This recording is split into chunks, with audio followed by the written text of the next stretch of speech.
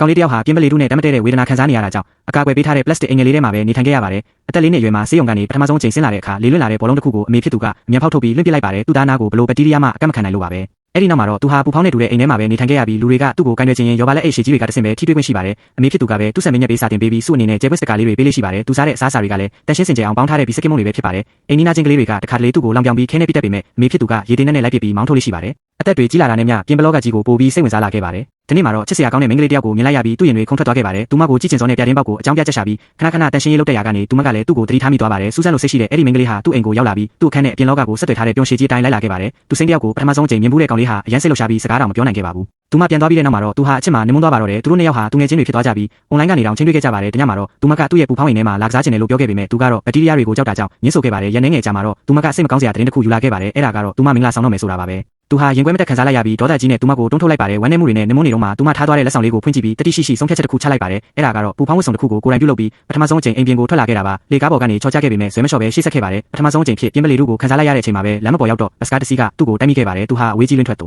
အားခဲ့ပေမဲ့သူ့ရဲ့ဝတ်စုံကခိုင်ခံလုံးတာကြောင့်တန်ရာတစုံတရာမရခဲ့ပါဘူးဒီလိုနဲ့ပဲတက်လျင်ကြီးစီးပြီးမြန်မာနိုင်ငံမှာရှိတဲ့မိန်းကလေးရဲ့မင်္ဂလာပွဲစီလိုက်သွားခဲ့ပါတယ်အဲ့ဒီကိုရောက်တော့သူမရဲ့ရှေ့မှာရက်ပြီးသူ့ရဲ့အချစ်တွေကိုဖွင့်ပြောလိုက်တယ်လို့တတိရှိရှိနဲ့ပဲသူ့ရဲ့ပူဖောင်းဝတ်စုံကိုခွာချပစ်လိုက်ပါတော့တယ်မိန်းကလေးဟာကြည်နုံလုံးလို့မျက်ရည်ကျခဲ့ရပေမဲ့ကောင်လေးကတော့တတိလစ်ပြီးလဲကျသွားခဲ့ပါတယ်လူတိုင်းထိတ်လန့်သွားကြပေမဲ့မိန်းကလေးကသူ့နာမည်ကိုလမ်းခေါ်လိုက်တဲ့အခါမှာတော့အချစ်ရဲ့စွမ်းအားတွေကြောင့်ပြန်လည်နှိုးထလာခဲ့ပါတယ်